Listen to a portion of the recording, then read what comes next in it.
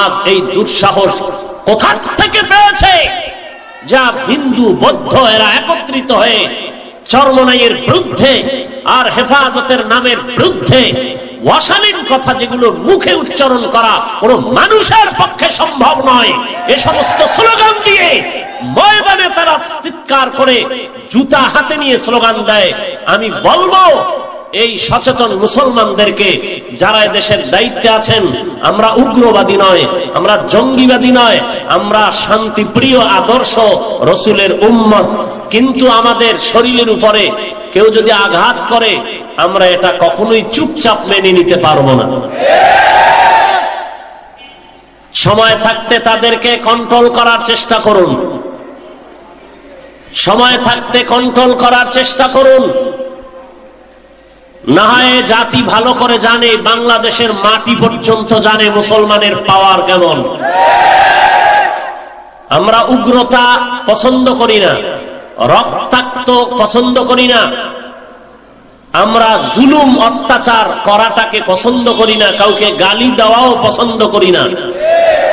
কিন্তু যখন আমাদের দেয়ালে পিঠ ঠেকে যাবে তখন কিন্তু আমরা পেছনে তাকাবো না, সামনে এগিয়ে যাব। কই হেফাজত তো হিন্দুদের বিরুদ্ধে বলেনি, চরমনাই তো হিন্দুদেরকে গালি দেয়নি, দাওয়াত ও তাবলীগওয়ালারা তাদেরকে অশালীন কোনো কথা বলেনি। কি হয়েছে আজ? কেন তারা বাংলার মাটিতে দাঁড়িয়ে জুতা হাতে নিয়ে অশালীন কথায়, উগ্রতা, যেখানে পাও ধরে ধরে জবাই কর? তাহলে সরকারকে বলবো আপনি চিনে রাখুন সন্ত্রাসী কারা। মুসলমান উগ্রবাদী জঙ্গিবাদী সন্ত্রাসী নয়, মুসলমানকে যারা অপবাদ দেয় তারাই সন্ত্রাসী, তারাই জঙ্গিবাদী, তারাই উগ্রবাদী। বেদিন বেঈমান মুনাফিক তারা মনে মনে ভেবেছিল মুসলমানরা ঘুমিয়ে পড়েছে, অসুস্থ হয়েছে, এজন্য বেঈমান ইসলামের দুশমনেরা মাথা চারা দিয়ে উঠেছে। বাহিরেও নাচানাচি করতেছে ইসলামের উপরে আক্রমণাত্মক কথার মাধ্যমে, এমনকি রসুলের উপরে চূড়ান্ত অপবাদ, ইজ্জতের উপরে আঘাত। বাংলাদেশেও তারা মনে করছে মুসলমান ঘুমিয়ে পড়েছে। আমি বলে থাকি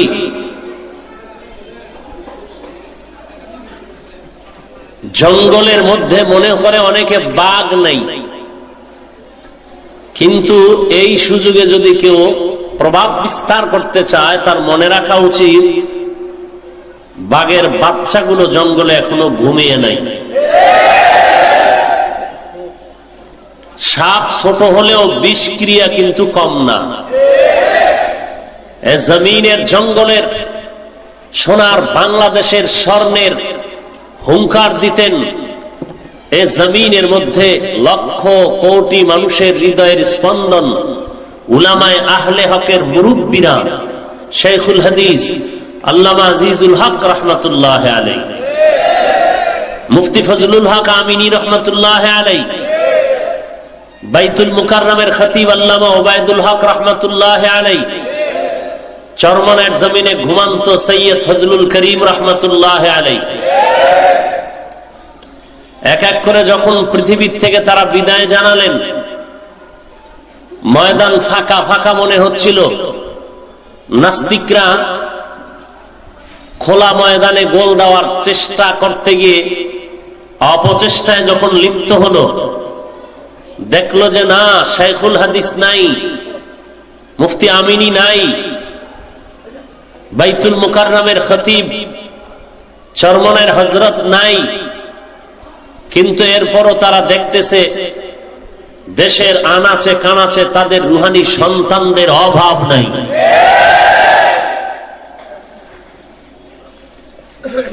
এসে পড়ল মুরব্বী হাটহাজারীর হযরত, আল্লাহ পাক এমন সর্বোচ্চ ইজ্জতের মাকামে আল্লাহ তাকে বসিয়েছিলেন মুসলমানের জীবনের চোখের পানির এক দাবি, স্বাধীনভাবে মুসলমান এই মুরব্বীর ছায়া তলে চলেছিল। তিনি ইন্তেকালের পরে অনেকে মনে হচ্ছিল খুশি খুশি ভাব, কিন্তু আমি বলতে চাই হাটহাজারীর হযরত সহ সব যদি আল্লাহ নিয়ে নেন, এরপরও নাস্তিকদের খুশি হওয়ার কিছু নাই, ইসলামের দুশমনের খুশি হওয়ার কোনো কারণ নাই। দিন হেফাজত আল্লাহ করবেন, আল্লাহ কুদরতি ভাবে করবেন, ফিরিস্তা দিয়ে করবেন। কোন বেঈমানের ক্ষমতা নাই ইসলামের আওয়াজকে বন্ধ করে দিবে।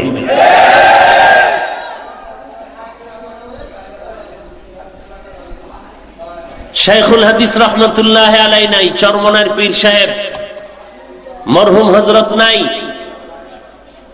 তার ঘরে কি হুঙ্কার দেনেওয়ালা কেউ নাই? বলেন, তার রুহানি সন্তান নাই? বাগের হুঙ্কার দিচ্ছেন মুফতি সৈয়দ ফয়জুল করিম দামাত বারাকাতুহুম। শাইখুল হাদিসের ঘরেও কি নাই? আল্লামা মামুনুল হক দামাত বারাকাতুহুম, যাদের হুঙ্কারে গোটা দেশের বেঈমানদের ঘুম নষ্ট হয়ে আছে। কিন্তু আমি সতর্কতার সাথে বলছি, আমরা যত বক্তব্য দেই, কথা বলি, আমরা এই দেশ মুসলিম দেশ, এই দেশ মুসলমানের দেশ, কিন্তু আমরা অন্য ধর্মাবলম্বী সংখ্যালঘু এদের উপরে আক্রমণমূলক কোনো কথা কখনো আমরা বলার চেষ্টা করি না। বলেন কেউ দাঁড়িয়ে আমরা হিন্দুদেরকে আক্রমণমূলক কিছু বলি? খ্রিস্টানদেরকে বলি? ইহুদিদেরকে বলি? আমাদের বাংলাদেশে বৌদ্ধ ধর্মের যারা আছেন বলি না। হিন্দুরা তাদের দিব্যি আরামে পূজা পালন করতেছেন, মুসলমান গিয়ে কি মাইক বন্ধ করে দিয়েছেন? মুসলমান কি আন্দোলন করেছেন পূজা চলবে না, মন্দির ভেঙ্গে দাও বলেছেন? কিন্তু আজ এই দুঃসাহস কোথা থেকে পেয়েছে যে আজ হিন্দু বৌদ্ধ এরা একত্রিত হয়ে চরমনাইয়ের বিরুদ্ধে আর হেফাজতের নামের বিরুদ্ধে অশালীন কথা যেগুলো মুখে উচ্চারণ করা কোন মানুষের পক্ষে সম্ভব নয়, এ সমস্ত স্লোগান দিয়ে ময়দানে তারা চিৎকার করে জুতা হাতে নিয়ে স্লোগান দেয়। আমি বলবো এই সচেতন মুসলমানদেরকে, যারা দেশের দায়িত্বে আছেন, আমরা উগ্রবাদী নয়, আমরা জঙ্গিবাদী নয়, আমরা শান্তিপ্রিয় আদর্শ রসুলের উম্মত। কিন্তু আমাদের শরীরের উপরে কেউ যদি আঘাত করে, আমরা এটা কখনোই চুপচাপ মেনে নিতে পারবো না।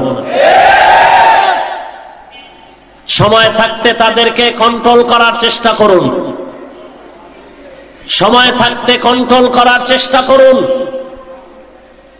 না হয় জাতি ভালো করে জানে, বাংলাদেশের মাটি পর্যন্ত জানে মুসলমানের পাওয়ার কেমন। আমরা উগ্রতা পছন্দ করি না, রক্তাক্ত পছন্দ করি না, আমরা জুলুম অত্যাচার করাটাকে পছন্দ করি না, কাউকে গালি দেওয়াও পছন্দ করি না। কিন্তু যখন আমাদের দেয়ালে পিঠ থেকে যাবে, তখন কিন্তু আমরা পেছনে তাকাবো না, সামনে এগিয়ে যাব। কই হেফাজত তো হিন্দুদের বিরুদ্ধে বলেনি, চরমনাই তো হিন্দুদেরকে গালি দেয়নি, দাওয়াত ও তাবলীগওয়ালারা তাদেরকে অশালীন কোনো কথা বলেনি। কি হয়েছে আজ? কেন তারা বাংলার মাটিতে দাঁড়িয়ে জুতা হাতে নিয়ে অশালীন কথায়, উগ্রতা, যেখানে পাও ধরে ধরে জবাই কর? তাহলে সরকারকে বলবো আপনি চিনে রাখুন সন্ত্রাসী কারা। মুসলমান উগ্রবাদী, জঙ্গিবাদী, সন্ত্রাসী নয়। মুসলমানকে যারা অপবাদ দেয় তারাই সন্ত্রাসী, তারাই জঙ্গিবাদী, তারাই উগ্রবাদী। পাশাপাশি আরেকটা কথা আমি না বললেই নয়, আমাদের আহলে হক মুসলমান উম্মত যারা হকের ঝান্ডা নিয়ে দিব্যি আরামে উঁচু কণ্ঠে কথা বলেন, আপনারাও ছোটখাটো বিভেদ ভুলে উম্মতের একতাবদ্ধতার প্রয়াস যথেষ্ট পরিমাণ সামনে চালু রাখেন। ভেদাভেদ ভুলে এক ময়দানে আসেন। না হয় একটা জাতিকে ধ্বংস করার জন্য ওই জাতিকে দলে দলে বিভক্ত করা, এটাই একটা মূল ফর্মুলা একটা জাতিকে ধ্বংসের জন্য। আজ আমরা মুসলমান এত দুর্বল কেন? কেন এত দুর্বল? গুটি কয়েক বেঈমানের সামনে কেন আমরা চুপ? এর একমাত্র কারণ আমাদের ভেতরগত অনৈক্য এজন্য বড় দায়ী। আর ঐক্যের স্লোগান চাপার জোরে দিলে হবে না, অন্তরের ঐক্য আগে হতে হবে। মনের মধ্যে হিংস্র যদি থাকে, আক্রমণাত্মক ভাব থাকে, তাহলে কোনোদিন সফলতা বয়ে আনবে না।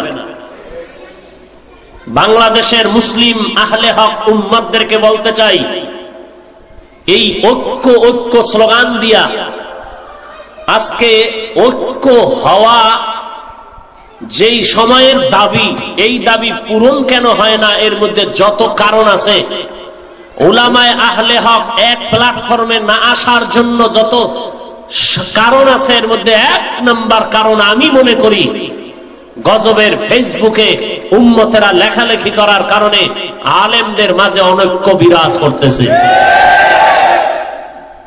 কখনো আমার বিরুদ্ধে লেখে, আর এক দলকে খুশি করে, আবার কখনো তার বিরুদ্ধে লেখে, আমাকে খুশি করে। এই যে আহলে হকের মধ্যে একে অপরের বিরুদ্ধে লেখালেখি করে, তদন্ত নাই, হাকিকত জানা নাই, আমি মনে করি তারা উম্মতের কল্যাণ চায় না। উলামায়ে কেরামদেরকে ভিন্ন ভিন্ন রেখে এরা তাদের স্বার্থ হাসিল করতে চায়। এরা রসুলের মহাব্বতের উম্মত বলে দাবি করার অধিকার রাখে না। তবে যারা নিরপেক্ষতার ভূমিকায় চলেন, আপনাদেরকে আমি সর্বাবস্থায় বলি, আজও বলি, গজবের ফেসবুকের কোনো কথা কখনো গ্রান্টির সাথে বিশ্বাস করে ওদিকে ধাবিত হবেন না, কান দিবেন না। সবাই সতর্ক থাকবেন। আজকে ফেসবুকের লেখালেখি উলামায়ে কেরামের মাঝখান থেকে চূড়ান্ত অনৈক্যের বাতাস, দুর্গন্ধ ছড়িয়েছে এই লেখালেখির কারণে। নাম নাই, কিছু নাই, ফট করে লেখা দিয়ে দিল অমুক আলেম এই অপরাধ করেছে।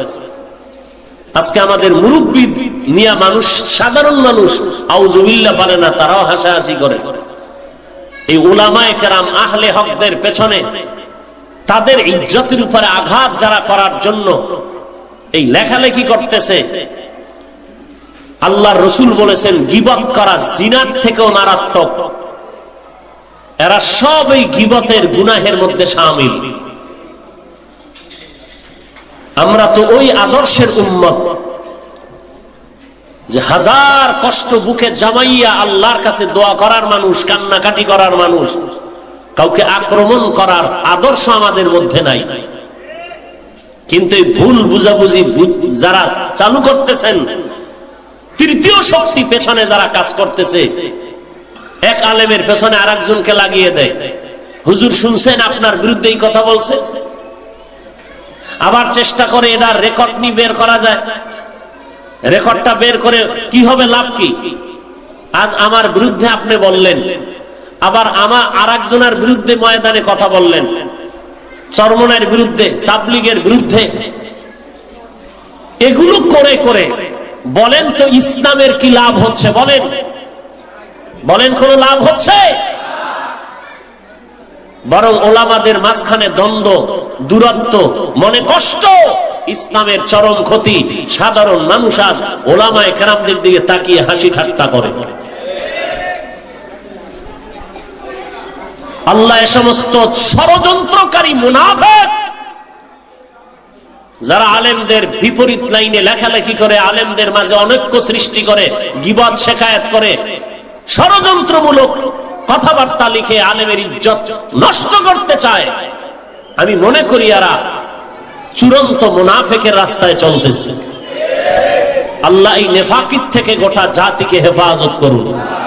আরো মহাব্বতে বলেন কত সতর্ক হয়ে কথা বলি।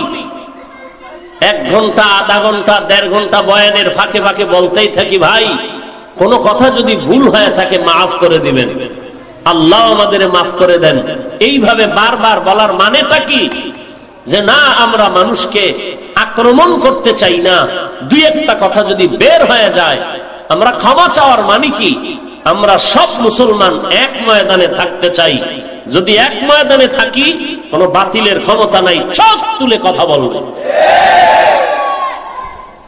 অতএব এখন আর ঘুমিয়ে থাকার সময় নেই। সবাই সজাগ থাকুন এবং দিল খুলে দোয়া করুন। আহলে হক উলামায়ে কেরাম যেই লাইনেই খেদমত করো, পীর মুরিদির লাইনে হোক, জিহাদের লাইনে হোক, কোরআন সুন্নাহ রাসূলের তরিকায় যারা দাওয়াত ও তাবলীগের লাইনে হোক, মাদ্রাসার লাইনে হোক, যে যেইভাবে দ্বীনের খেদমত করে যাচ্ছেন, আমরা সহযোগিতা করব। অন্তত দোয়া করে সহযোগিতা করি। দোয়াটাও তো সহযোগিতা করা। আল্লাহর কাছে দোয়া করি, আল্লাহ সবাইকে দ্বীনের খাদেম হিসেবে ইখলাসের সাথে খেদমত করার তৌফিক দান করেন। আর যারা, আমি সব সময় গত বছরও বারবার বলেছি, আপনারা যারা আলেম না, যেই লাইনেই থাকেন, অন্তত আলেম যারা, তাদেরকে নিয়ে কোনো মন্তব্য করবেন না, মুখেও নয়, হাতেও নয়। আল্লাহ আছেন না? তো আপনার টেনশন কেন? দ্বীনের হেফাজত কে করবেন? তো আপনার এত টেনশন কেন?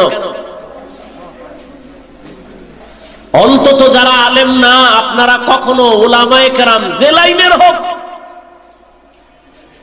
তাদের বিষয় নিয়ে কোনো মন্তব্য, খারাপ কোনো মন্তব্য বলবেন না, লিখবেন না। পারবেন?